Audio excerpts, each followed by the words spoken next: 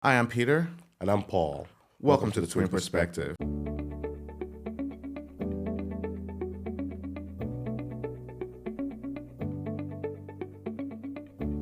And we're back again for another episode. Well, we've been having a jolly good time doing this. It's been awesome. Yeah, it's been great. So now the topic we got again is to talk about who cares for The cure. that got me so much. And I think that hit close to home for me. Healthcare workers, we strive every time to care for people. We're trying to take care of people, but are we really taking care of ourselves as healthcare workers? I'm gonna let you start with that because I got so much to unpack on this. Yeah, I can feel. I was gonna tell you. I could see. I have so much to unpack on this. I could see the Yeah. passion in how you were trying to navigate this, and I really understand the struggle, and I've been there, and I just feel that healthcare professionals, and they're like the unsung heroes we have, doing so much in the space of what they do. And we've spoken about, as a healthcare professional, you're not just caring for the patient, you're caring for your family members, you're caring for your environment, your neighbors, you're caring for distant uncles, relatives. Because they be calling you, asking Everyone you keeps questions. calling you, that They want hey, diagnosis right away. yeah. And it's good, but at the same time, it's more like, okay, what happens when you also you have a problem or you feel burnt out? And this is something I know you would have more to share about from your side. Okay, so we'll start with this now. I feel like let's use the hospital setting as an example, starting up. We all have personal health issues that we're going through. Yeah. And it's just a time that you have, I'm going to use this now, a nurse that is dealing with cancer, just got diagnosed with cancer or something, and goes to the hospital, but you're also caring for another cancer patient. And the person you're caring for is feeling like, oh, you should do all this for me, you should do all this for me. But who is doing that for the nurse? We pour out so much of our energy, of our love, work 12-hour shift. Then you come empty, and that's it. I'm a big advocate of having a me time. Love what you do, care for people, Okay. pour into them. Okay. But one thing is this, refill your own cup. So Shay, okay. You mentioned something now. You said 12-hour shift. So when you say you have a 12-hour shift, what's your, like, I don't know, I remember then, I never did 12-hour shift before. I think it was mostly, we did, it was 3 shifts. So it was morning, afternoon, and night, duty. So I'm not sure. Oh no, we did. I can't remember. Actually, I can't remember. So That's but, okay. Yeah. What's your break like? Like, how do you have your break time in times like this? So I do not know about other hospitals, but in general, I know that most hospitals have 30 minutes break in the 12-hour shift. 30 minutes break in the 12-hour shift, meaning that 30 minutes, it's not even guaranteed. Sometimes, because shortage of nurses, influx of patients, then you go 12 hours without eating. Then you're, one thing they didn't suggest in nursing school, let's even bring it down now without the 12 hours. Let's even say you got 30 minutes break in 12 hours. Please tell me, I don't want to sit down and What kind of food do you want to eat? Right.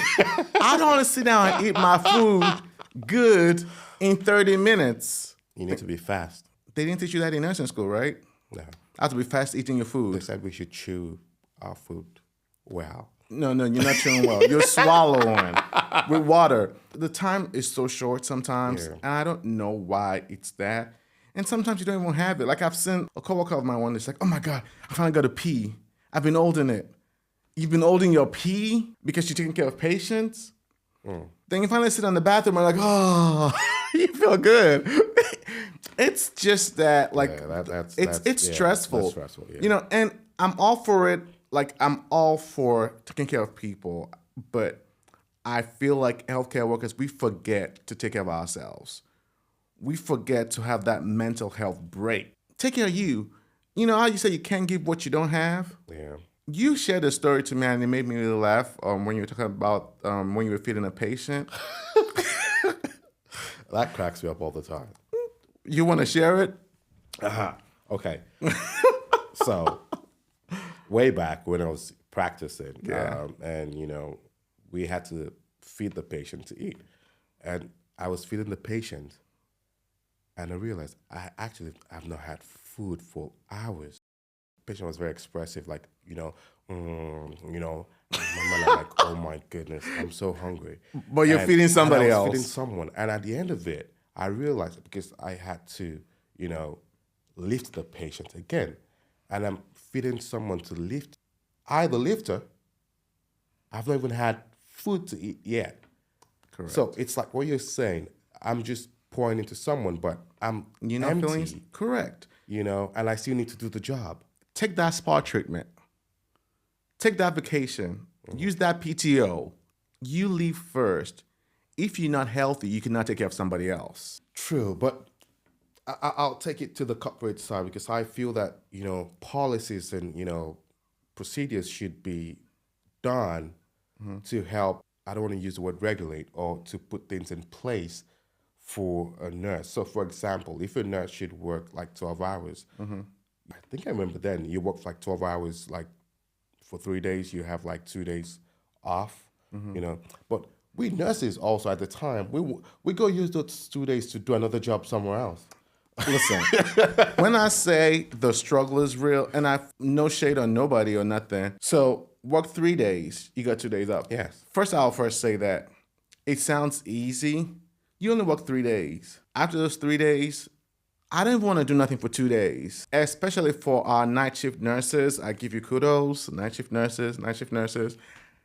They're the heroes right there. Because when you do those nights back to back to back for 3 days, you spend the whole day literally sleeping like you're not yourself. Then someone's gonna come knock on your door in the morning and say they want to hang out or they want to go have a drink. That's hard. But the point is, we all have bills to pay. I know people want to do overtime, make more money, but you still gotta take care of yourself. I see nurses that travel a lot, and it's not about even the traveling, it's about the wellness also. Exercise, eat right. Well, I don't know, whatever, spa, whatever you want to do.